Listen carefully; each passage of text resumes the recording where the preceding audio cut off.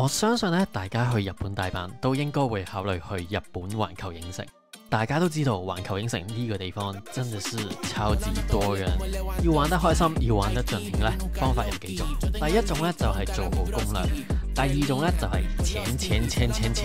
今次咧我哋就花錢買咗半日嘅 VIP， 體驗一下錢嘅威力。今集咧我就會同大家分享成個 VIP 體驗過程，同埋值唔值得買。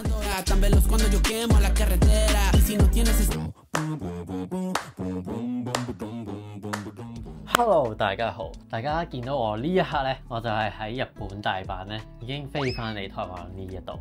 咁我今次嘅影片呢，我想獨立同大家分享。唔知大家有冇睇我 IG？ 咁我就係有去日本大阪個環球影城嘅。我終於去到啦！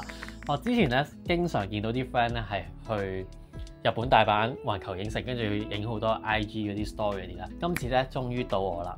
咁但係我哋今次去咧係有買一個 VIP 嘅，係啦，個體驗咧應該係有啲唔同嘅。所以我今次咧就想獨立整一條影片，就係同大家分享成個 VIP 嘅體驗過程係點樣嘅，同埋佢個收費或者值唔值得去買呢一個 VIP。咁我仲有拍咗好多去大阪嘅旅遊影片嘅，咁但係可能之後再下一條影片先至同大家分享。咁喺我開始分享個體驗過程嘅影片之前呢，咁我先同大家分享錢嘅部分。我知大家一定係好 care 錢嘅呢一部分嘅。咁我哋係喺 trip.com 嗰度買嘅，咁 KKday 或者 Klook 都係有得買嘅，咁大家可以再夾翻價，咁可能唔同嘅時間或者時段又會唔同。另外一樣嘢會影響價錢呢，就係個語言，因為佢會有個領隊帶你去遊覽個樂園嘅。咁佢有分中文語言同埋英文語言。咁我哋係買咗英文語言，同埋我哋上網睇呢，英文語言呢係比中文平啲嘅。咁大家可以再上翻佢哋嗰啲 trip.com 嗰啲網，再睇翻個價錢係點樣。咁我可以同大家 share 我哋買嗰時嘅價錢係點樣。咁我哋就係買咗 VIP， 語言係英文，咁台幣咧就係8603蚊嘅，咁兌換翻港幣咧大概2198蚊，大概2100、2200呢個價錢。咁但係呢個價錢咧係唔包含你入場嘅門票嘅，所以呢個 VIP 嘅體驗咧係要額外收費嘅，然後你再要有一筆錢咧係俾入場費嘅。同大家再分享埋我哋當日嘅入場門票係幾多錢嘅。我哋嗰時訂入場門票咧係2197蚊台幣一個人，咁港幣大概561蚊左右，就係入場個門票。咁啱啱就係錢嘅部分啦。咁另外同大家分享埋，我記得好似日本環球影城個 VIP 係有全日同埋半日嘅。咁我哋就係買咗朝頭早半日。咁我哋買嗰個呢，就係日本環球影城 VIP 團隊體驗任天堂版3個小時，含導遊，不含門票，單人票9點半開始嘅英文版本，係啦，呢個就係我哋買嗰個，係啦，呢張就係我哋買嗰張圖，係啦，同大家去 share。咁我哋就係揀呢一個嘅 package。咁大家如果真係有興趣嘅話，可以去翻 trip.com 或者 KKday 或者 Klook 嗰度留意翻嘅，係啦。講完錢嘅部分，咁而家咧就播影片，就同大家分享我哋當日去到環球影城嗰個站之後咧，個流程係點樣嘅。而家就去片出發。咁我哋一出咗環球影城 JR 站之後咧，就跟住人群咧行入去樂園。即使買咗 VIP 第一關嘅檢查隨身物品咧，都係要排隊嘅。你們可以看得到是超級多人。之後呢，就係唔需要再排隊噶啦，我哋就直接行到最入邊嘅 VIP 中心。咁門口呢，就有人檢查我哋購買咗嘅 VIP 嘅飛啦。之後呢，就會有人俾袋嘢你，同埋講解下今日嘅流程同埋袋嘢呢係有啲咩嘅。選的是那個侏羅紀乘船遊，然後侏羅紀乘船遊一定會濕，就建議穿上雨衣這樣。咁我哋拎完袋嘢之後呢，我哋個時間就到咗9點鐘，朝頭早9點鐘。我哋呢，之後就直接行到去 VIP 嘅貴賓室。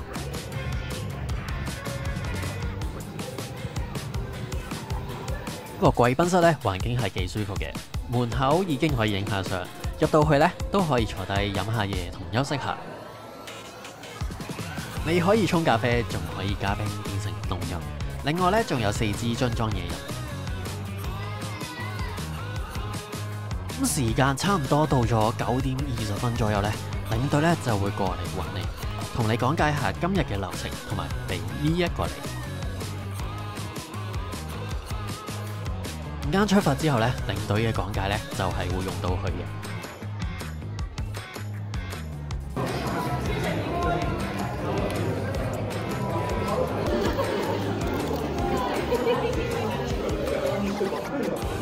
好啦，去到呢個位咧，停一停。我想同大家分享咧，大家見到個 VIP 嗰個休息室咧，係真係好正嘅，係好似機場貴賓室咁樣。我哋嗰團咧，即係一團係有10個人啦。我哋有2個人喺池嗰度嘅，係冇去到嗰度 skip 咗個 part 嘅。但係我覺得佢 miss 咗好多嘢嘅。咁嗰個休息室咧係有嘢飲啦，你可以飲咖啡或者我都有4支嘢飲，有水啊或者有啲寶礦力類似嗰啲嘢啦。咁你係可以飲嘅，同埋可以拎，即係喺你下晝我有拎多咗1支，咁我下晝去玩嗰時咧，咁我就可以有嘢飲咯。咁入邊嗰啲嘢全部都係免費嘅，咁你可以去定廁所同埋休息下。個領隊都會提前同你講解下陣間有啲流程嗰啲嘢嘅。所以大家如果真係買咗 VIP 呢一個體驗咧，千祈唔好錯過咗9點至到9點半呢一個貴賓室嘅時段。同埋同大家再分享，頭先你見到我攞咗個包嘢，嗰個 VIP 嗰包嘢咧，入邊咧我而家仲有，係啦，我攞咗翻嚟。咁佢有張係飲食餐券啦，係所有喺園區裏邊嘅食嘅所有嘢都係有折嘅，有9折。我覺得真係好抵嘅。如果你問我呢個 VIP package 真係幾抵，因為除咗依個之外咧，佢仲有依一個。咁呢個咧就係嗰個 Fast Pass，佢上晝咧係會帶你玩4個遊戲，係最熱門嘅遊戲。咁額外咧剩翻嘅遊戲咧，呢度其實係呢度有寫晒有咩遊戲可以用到呢張 Fast Pass， 係有8款遊戲。一個人係額外另外有4張嘅，所以咧你上晝跟佢玩完我4個遊戲之後咧，下晝咧你可以用呢個 Fast Pass 咧玩額外4個遊戲。Fast Pass 條隊係冇 VIP 條隊咁快，陣間大家睇埋落去咧就知道啦。呢個 VIP 我真係想講，你係完全感受到有 VIP 嘅感覺，係呢個 Fast Pass 都冇嘅感覺。咁大家睇埋呢段影片再決定，覺得呢個體驗係值唔值得花2000幾港幣或者嗰個咩啊台幣係8600蚊？你覺得值唔值？係啦，大家睇埋落去。暫時想同大家分享就呢樣，咁繼續開片，係啦。好啦，咁我哋3小時嘅 VIP 之旅咧就即刻出發。咁一開始咧，我哋就需要戴上耳機。我哋嘅導遊咧就會開始講解樂園入邊嘅設施。由於我哋去嘅日子咧係接近萬聖節，雖然仲有1個月嘅時間，但係有好多遊戲設施咧已經 cross over 萬聖節嘅主題，同埋咧你會周圍見到呢一隻咧係日本大阪環球影城萬聖節嘅時候先至會出現嘅角色，同大家分享呢隻熊熊嘅背景故事。佢原本咧就係馬戲團裏邊嘅表演熊，因為佢獨特嘅演出咧吸引咗觀眾，令到其他團員咧就妒忌佢嘅人氣。後尾咧就俾人誤會咗、陷害同埋埋葬咗嘅。之後咧仲俾惡魔寄生咗，令到佢重返呢個舞台，真係死而復生。係啦，喺萬聖節期間咧，呢隻嘢咧都會係園區裏邊嘅主打互動角色，會喺條路度突然間出現。如果大家見到佢，可以同佢影相。如果你對佢好有興趣嘅話，喺呢個時間去環球影城嘅話，都會有好多佢嘅限定商品可以買。咁之後係繼續樂園嘅講解。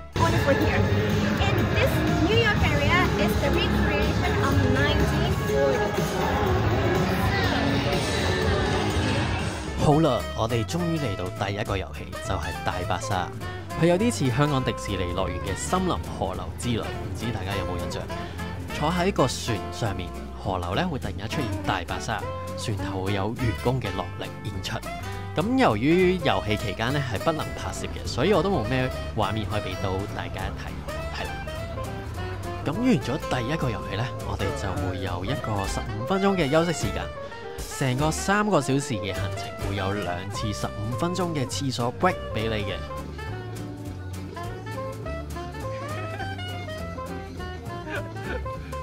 咁休息完之後呢，我哋哋就戴翻耳機繼續出發。下一個地方呢，就係超級任天堂世界。我哋完全呢係零排隊，直接走入去，因為本身進入超級任天堂世界呢係要預約時間先可以入去。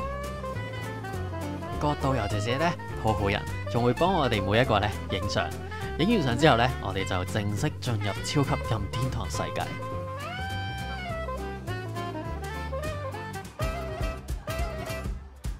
呢度呢真係好靚，就好似走入咗遊戲世界一樣，成個畫面真係好震撼。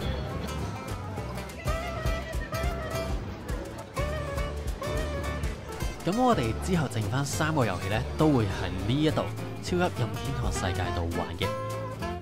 咁我哋第2個遊戲呢，就係呢一個 Donkey Kong 嘅瘋狂抗車。VIP 呢都係行特別通道嘅，咁就同一般或者 Fast Pass 排嘅隊呢唔一樣。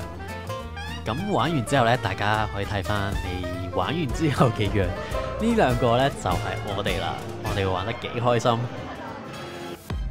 之後第3個遊戲呢，就係耀西冒險。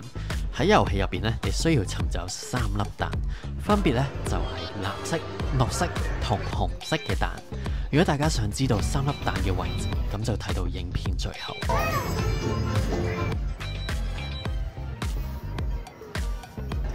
玩完之後呢，就嚟到第2次嘅休息時間。我哋喺呢一個時候呢，開咗個 Apps 望一望，去睇下目前每個遊戲設施嘅等候時間。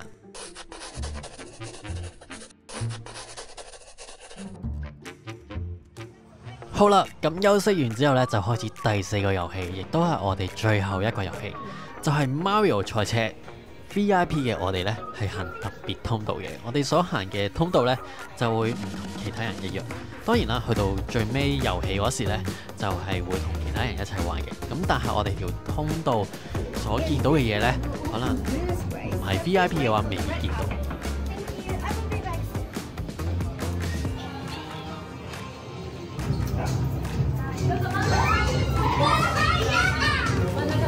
好啦，咁玩完呢一個最後嘅遊戲之後呢，我哋3個小時嘅行程呢就會結束啦。時間就去到12點03分。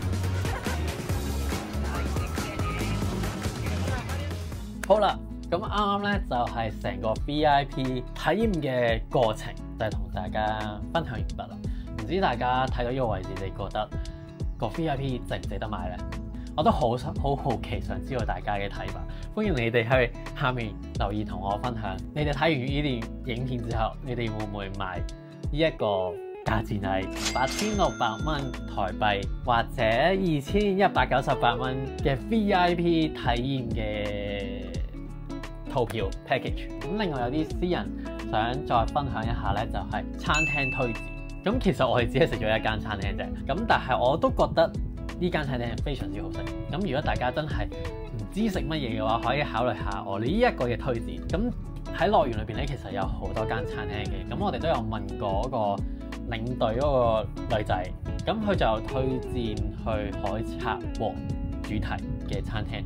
咁入邊我哋係食咗個 burger， 我哋有嗌一個 burger 嘅，同埋有薯點，同埋有嘢飲。埋單睇睇先，張單係4500 yen。咁我同 Henry 嗌咗，一人嗌咗一個 burger 嘅，都唔算話好貴，而且係好好食嘅，係好大嚿 burger， 比香港迪士尼嗰個 burger 再大，個份量再多好多，所以我覺得係好夠食同埋幾好，同埋好好食。所以大家如果入到樂園嘅話，想揾餐廳可以去呢一間餐廳度試下個 burger。另外咧，我好想同大家分享咧，我哋之後下晝玩多4個遊戲，即係我哋有4張 Fast Pass 咁。我唔知大家有冇去過日本大阪環球影城玩過飛天翼龍？我同 Henry 食完個 burger 之後咧，我哋就走咗去玩個飛天翼龍。其實我真係好唔中意玩雲霄飛車，就係過山車，廣東話叫過山車。我真係好唔中意玩過山車，但係我會陪 Henry 玩嘅。咁但係我食完 lunch 去玩之後咧，我唔知大家驚唔驚，但係我玩完之後咧，我真係玩到想嘔。一來我畏高咧，佢上去嗰部分咧係，如果大家有玩過知道係你會望係吊住你，即係好似翼龍捉住你喺個背脊個位嗰度嗰時，咁你係完全係望到地下有幾高嘅。我望住嗰個位咧，我已經想嘔噶啦。我一直同自己講，我要忍住唔好嘔出嚟，如果唔係樓下啲人咧，下面地面啲人咧就會好慘噶啦。所以係啊，大家玩嗰個真係要小心啲。跟住之後我再玩去 Minion 嗰個有個 4D 熒幕個 Minion 嗰個我都睇到想嘔嘅，因為我玩完個飛天翼龍之後咧，我就已經好唔舒服。跟住之後玩咗其他遊戲咧，只要熬一熬咧，哈利波特嗰個咧都係熬得好勁，我都已經好唔舒服。香港迪士尼樂園我都覺得好好玩嘅，但係呢一個咧係另一個 level 嚟嘅，所以大家有機會嘅話真係去係好好玩嘅地方。今次嘅影片咧就去到呢度啦。咁我下一個影片咧就會同大家分享我哋去日本大阪去其他嘅景點。我有好多地方我都覺得幾好玩唔錯嘅，咁到時同大家分享。咁睇下你哋有冇去過呢啲地方。咁今次嘅影片咧就去到呢度啦。咁如果大家仲未訂閱我嘅 channel 嘅話，記得去訂閱啦，跟住俾個 like 支持，同埋 share 俾更多朋友知道。如果大家都想去日本大阪環球影城玩嘅話，而有考慮緊去買唔買一個 VIP 嘅話，你可以 send 呢段影片俾佢，係或者未去過或者 whatever 啦，係咯，先 send 俾佢哋啦。好啦，咁我今次嘅影片就去到呢度啦，咁我哋下一段影片再見啦。咁記得訂閱、俾個 like 同埋 share， 好啦，拜拜，下一段影片再見，拜拜，拜拜，拜拜。不過咧，如果你問我呢個套票值唔值，我會真心覺得好貴。去一個樂園要額外再花咁多錢去玩，好似……但無可否認，我哋當日咧真係玩得好舒服。我哋唔需要再排隊，可以更開心去享受呢個地方，留低更多美好回憶。有時候去旅行就係要盡興一啲，任性一啲。唯一想同自己講嘅就係，請繼續努力工作，揾錢。I feel so lucky that God gave me you. Lift up everyone around. Can't believe what I find. But no, when you take my hand,